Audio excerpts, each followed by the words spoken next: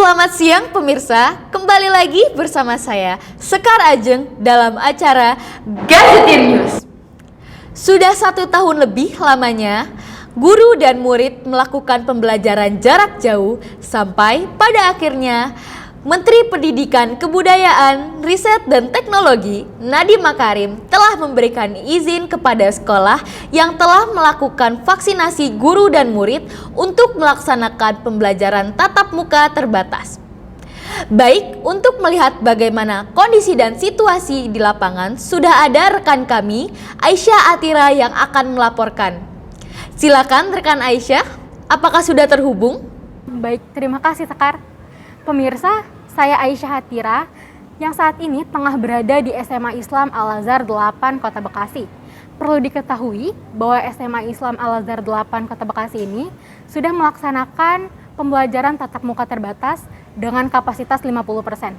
Yang berarti setengah murid melakukan pembelajaran tatap muka terbatas dan setengahnya lagi melakukan pembelajaran jarak jauh.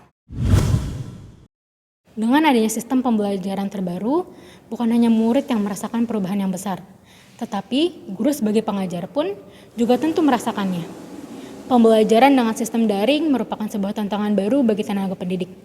Untuk itu, saya ingin berbincang sedikit dengan salah satu guru di SMA Islam Al-Azhar 8 yang sedang mendapat giliran mengajar pembelajaran tatap muka terbatas.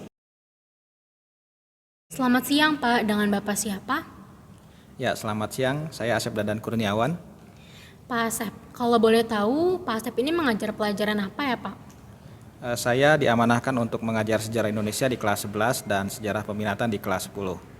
Baik Pak Asep, bagaimana sih proses pelaksanaan pembelajaran tatap muka terbatas di SMA Islam Al-Azhar 8? Untuk proses pelaksanaan PTMT di SMA Islam Al-Azhar 8, yang pertama murid harus sudah vaksin minimal 1 kali. Kemudian ada surat pernyataan dari orang tua mengizinkan PTMT di sekolah. Kemudian sekolah juga menyediakan 50% dari kapasitas murid sebenarnya. Untuk hari Senin Selasa itu nomor absen ganjil dan Rabu Kamis nomor absen genap. Kemudian khusus untuk hari Jumat itu semua murid melaksanakan pembelajaran jarak jauh ya di rumah masing-masing.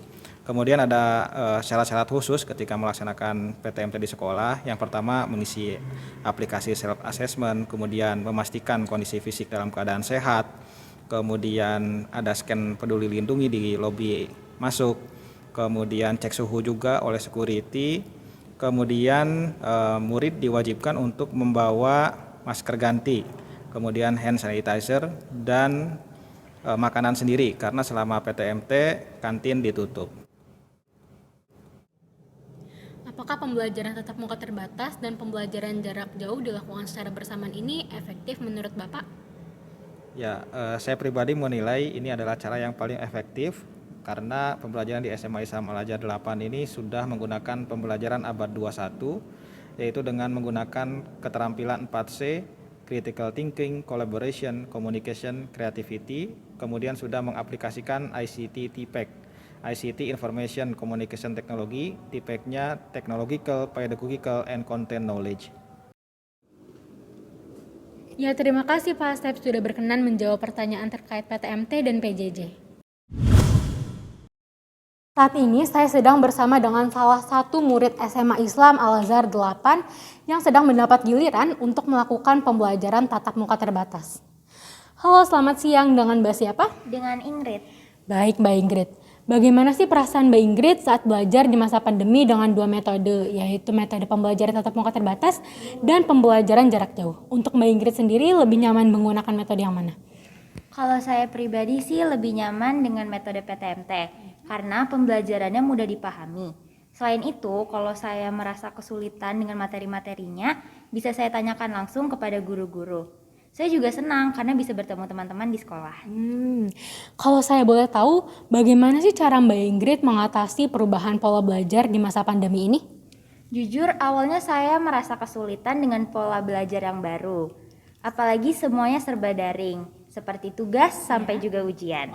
Tapi pada akhirnya saya beradaptasi, seperti belajar bersama teman lewat telepon, dan guru-guru juga membantu saya jika saya kesulitan di lewat chat. Terima kasih Mbak Ingrid atas informasi dan waktunya. Selamat beraktivitas kembali. Bisa disimpulkan bahwa PJJ dan PTMT memiliki kelebihan maupun kekurangannya masing-masing. Semoga dengan adanya PTMT ini tidak menimbulkan klaster baru. Berikutnya, kembali lagi kepada Sekar Ajeng dan rekan-rekan yang ada di studio. Saya Aisyah Atira, Bekasi Utara, Jawa Barat.